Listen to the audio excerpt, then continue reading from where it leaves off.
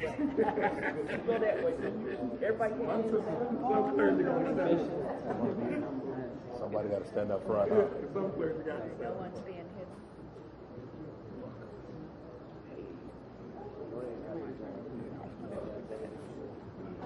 Morning, everyone. Good morning. Good morning. Everybody come back. Go that way. Go that way? Okay. Tell us what to do. Yeah, you just tell us what to do. Ready? Ready?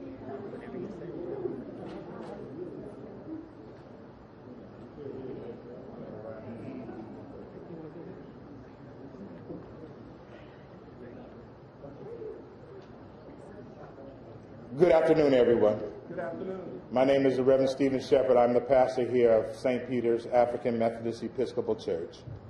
We gather here today as concerned clergy and elected officials to express our outrage at the egregious actions of county and city police who have done nothing more than to riot themselves and then try to turn the tables on us. We're here to say that we will not take it, we will not allow you to change the narrative on us. It's sad when we have a Blue Lives Matter law in effect that protects egregious police officers but won't protect peaceful protesters.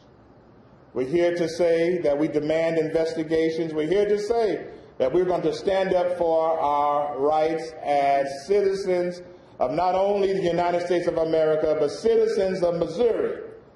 We send a message to our governor and tell him, no, Mr. Governor, the real cowards are the racist police who stand behind their badges in your bad policies that allow them to brutally attack peaceful protesters.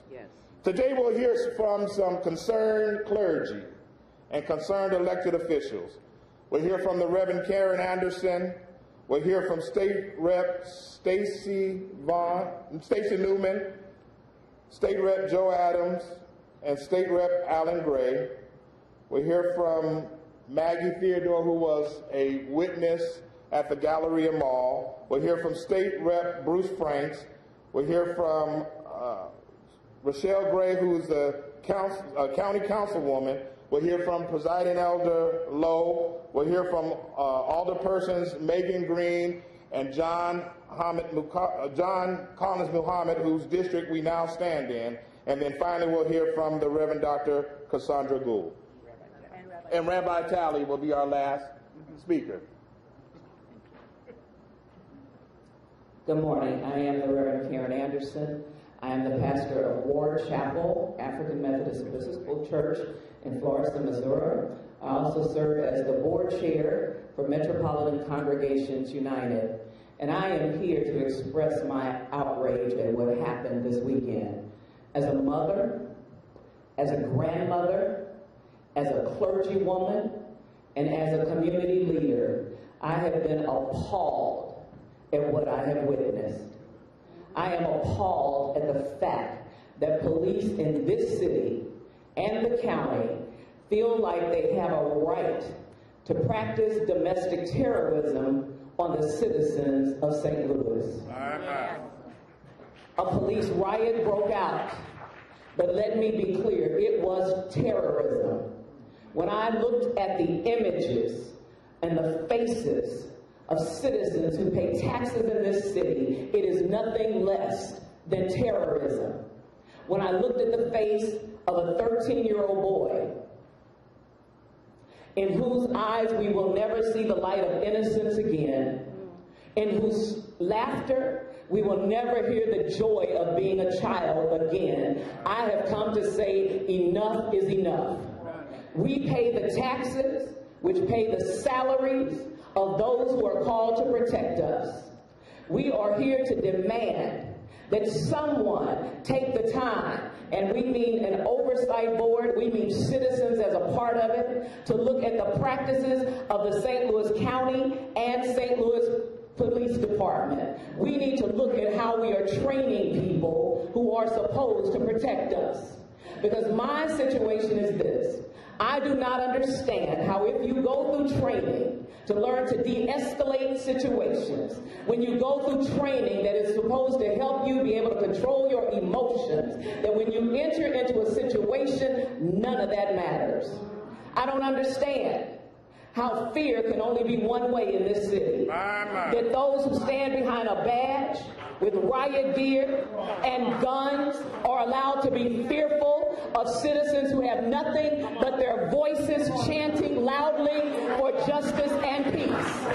I do not understand how only police are afraid to be fearful, but citizens who have been ravaged, particularly people of color, are not allowed to be fearful when stopped by the police, are not allowed to drive to a place of public in case they're afraid of what will happen. It is time out. We demand that the Department of Justice investigate what has happened, the Missouri General Assembly investigate what happens, and that you are held accountable for what you have done to these citizens. We will not be quiet. As people of faith, I stand on the words found in Scripture. What does the Lord require of us? But to do justice, to love mercy, and to walk humbly with our God. And what else guides me is the fact that the Bible says to love the Lord your God with all your heart, your soul, and your mind, and then love your neighbor as yourself. St. Louis Police, Eric Greitens, and SB 34, we are your neighbors. Treat us as you want to be treated.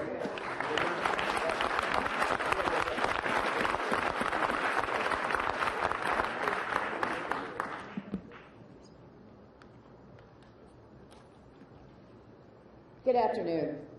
I am State Representative Stacy Newman. I stand here with my colleagues who will be also speaking. It is my responsibility as a senior policymaker in the state legislature to know what is right and what is wrong.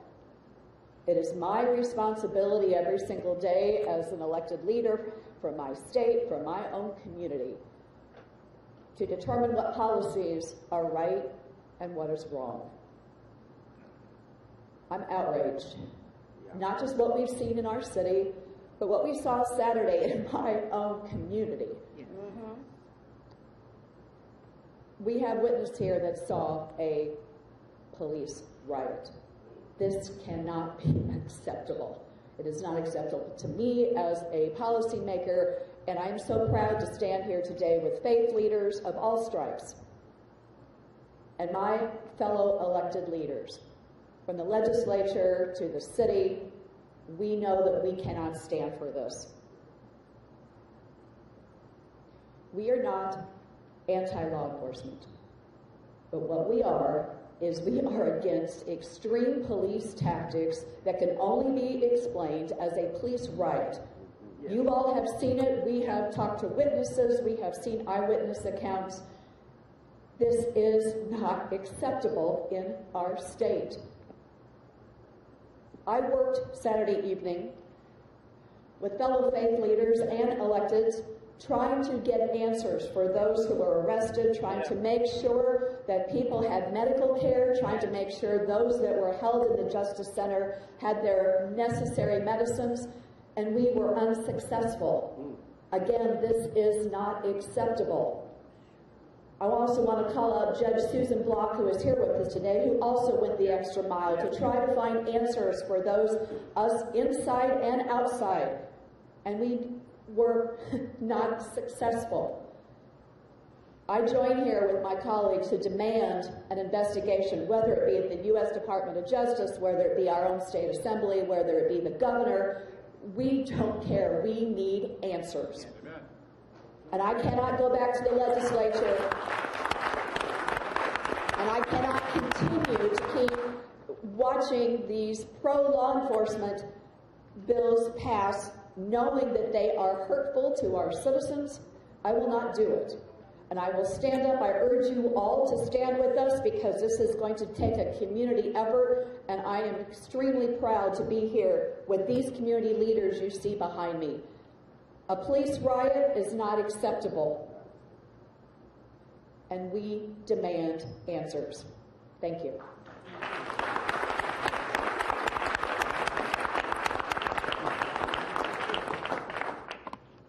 My name is Joe Adams. I'm state representative in St. Louis County. Used to be the mayor of the city of University City. And what we've seen over this last week is disgraceful. We've got to build a new community. We've got to build a new relationship. We've got to stop being afraid. That's what we see going on. We see police being afraid of its citizens because they don't know their citizens. They've got to know their citizens. They've got to interact with them. We've got to have really true community policing. And if they know their citizens, they know who the good people are. They're not going to riot against the good people. We must investigate and find out exactly what was going on and why they did it and why it took so long to release people swept up by police. I mean, all you had to do is read the newspaper accounts where they even arrested one of their own. Yeah, right. So, hey, let's have equity. Let's have fairness. And let's understand that the Constitution of the United States gives us all the right to peacefully protest.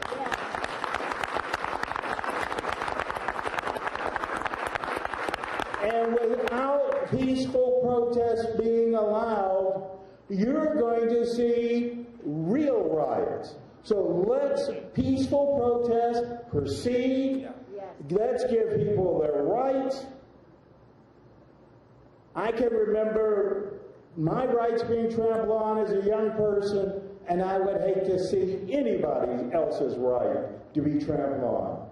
We will have to get to the bottom of this.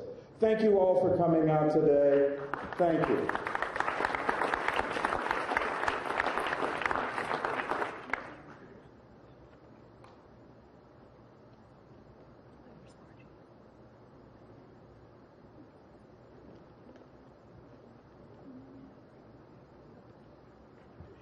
Hello.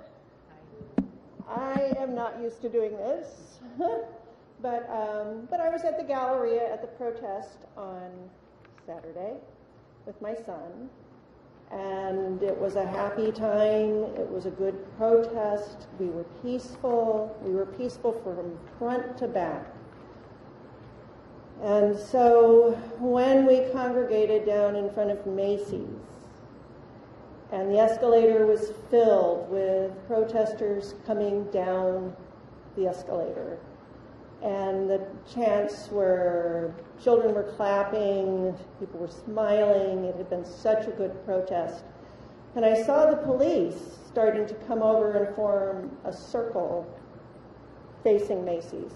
So we were all in front of them. And something garbled came across, couldn't hear it, wasn't sure what it was. And all of a sudden there was a police whistle and the police rushed us and started grabbing people. My son was probably the fourth, fifth, or sixth person who was grabbed. The officer yelled at him, and as he reached and grabbed my son and pulled him, and he said, "You're under arrest." And I tell you, my first response was not a good one. But fortunately, I didn't do anything. The policeman behind him was coming towards me, and he stopped. I guess he didn't want to grab a little white lady at that point. So I stepped back, and I was able to text my husband. My hands were trembling. I said, "John, is arrested." But clearly, the police took a peaceful situation and committed violence on it, and that would be called a police riot. And the violence continued and continued. And the protest was truly at an end, and we were all getting ready to wrap it up and leave. And as I left about an hour later, the mall was still closed down because the police had closed it down with their violence. So we need accountability for all the police, not just the county and the Richmond Heights who are involved in this specific incidents, but for all police. The county jail would not allow my son or any of the other 22 arrested to have any kind of legal counsel. They were not told what they were arrested for. When they were finally released, they were handed their stuff. Here's your stuff, now go. And that's what they were told. That was it. So after many years of wondering what our purpose in life, why are we here? This was the big question my father used to ask us as children around the table, and I struggled with it for many years. And a while back, I realized that the only reason we are here is to grow in our understanding of what true love means, and what it truly means to forgive. Yes. And these are difficult times and difficult things to comprehend when people you love are being violated. Thank you. Marjorie Theodore.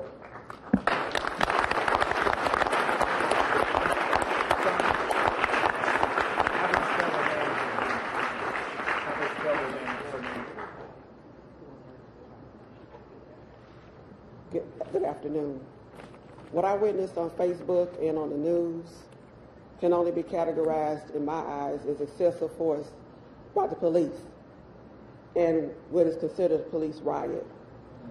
When the police officers chose to sweep the mall, of course you're going to get innocent bystanders, and you're going to get people who were doing nothing but peacefully protesting. If you had a problem with one particular person, then you should have arrested that person. You want us to always say that not all cops are bad. Well, there were no bad people in that group. There may have been the one who you happened to be angry with.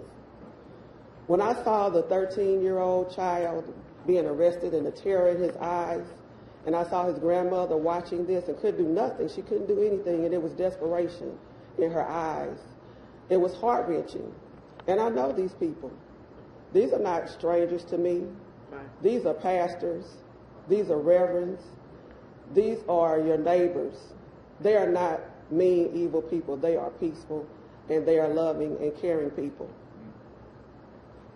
Statistics show, actually after the Ferguson protest, I had many, many meetings, and statistics show that when a teenager has a negative interaction with law enforcement, that affects them for the rest of their lives. They will forever have a negative opinion of law enforcement and police officers. That child will probably never trust a police officer again in his life.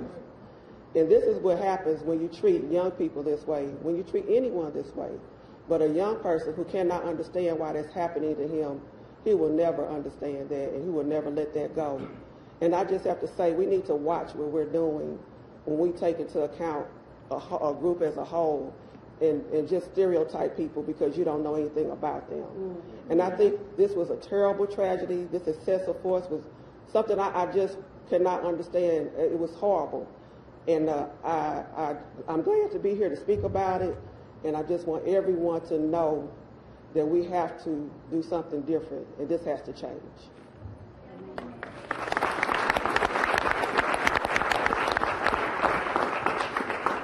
That was Rochelle Gray, County Councilwoman.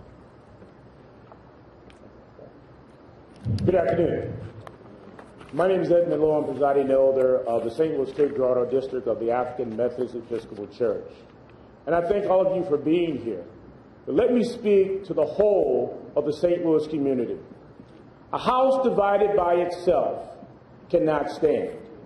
And if we continue to allow police riots such as what we've seen here recently to continue to occur, the house will crumble. The entire community will suffer from the ravages of what we've seen the police do to its citizens. Look behind me. The wide expanse of the ecumenical community is standing here together. And we're saying to you that we need to have investigations from the very local to the state and to the national community because the well-being of the people should always be the supreme law. And as we stand on the well-being of the people are not well being treated as they are now. So this community is a wonderful community, but things happening such as this, like police riots against its citizens, is unacceptable.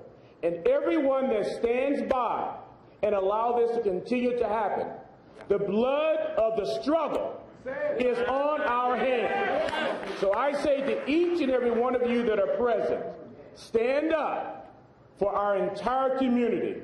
It's not a black issue, it's not a white issue, it's a human issue. And as we stand together, unified as a committee, look behind me. This is the rainbow of God's creation. And we are here across the ecumenical spectrum. Every religion is represented. And for that, we are grateful. So allow me to appeal to the human aspect of what we're dealing with. Police are rioting against its citizens, and that cannot continue. And if we stand idly by, it's the minds. It's each and every one of our faults. So let me speak directly to this community. Something must be done. Investigations from the local to the state to the federal seat of this government. Thank you so much, and I'm looking out now, and I thank each and every one of you for your presence here today. But don't just leave here being idle and being silent. The community must stand up and say, we want our freedom, we want our justice, and we want to be treated like human beings. And so far, we have not seen that, especially when you have peaceful protests that should be honored, because that's the bedrock of this wonderful nation in which we live. Thank you very much.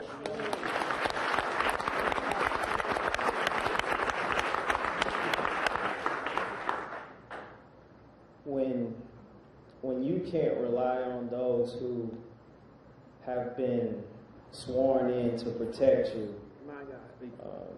we got to protect our own. Yeah. I wasn't at the mall, but I wish I was. Because we can investigate, and there should be an investigation. There should be complaints filed.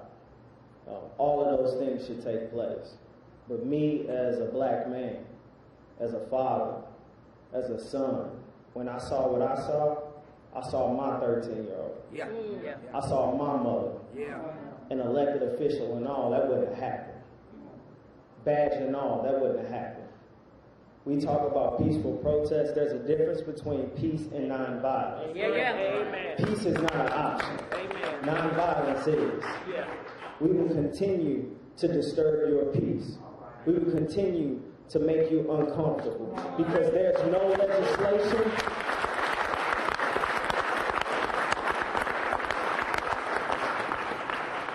There's no legislation, there's no list of demands that I can give you to get you to understand that we will be treated like humans. Yes. That y'all will stop killing us.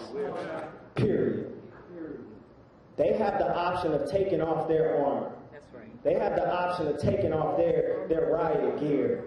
This skin, it don't come off.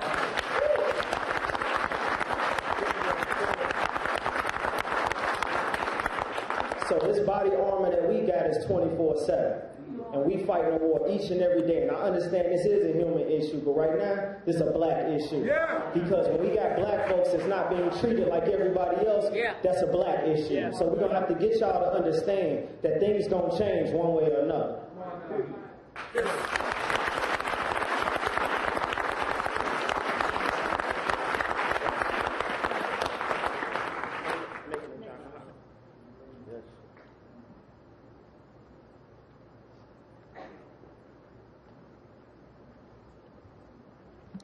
I'm Alderwoman Megan Green, representing the 15th Ward in the South St. Louis City.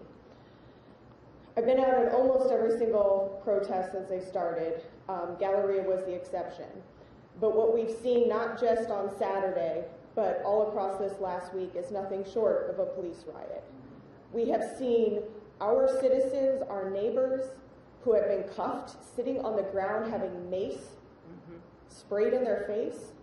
We have seen groups of citizens be ushered into Central Reform Congregation and not be allowed out. And when we did leave, getting tear gassed as we walked quietly and silently on the sidewalk.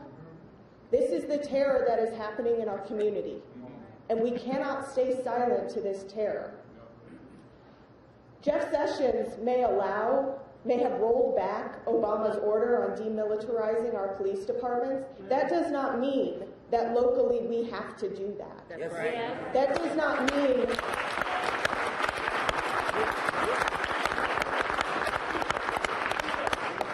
does not mean that we cannot stand up and say no more using chemical weapons against our own citizens and our own streets. People in the city of St. Louis are being asked in November to pass a sales tax to put more money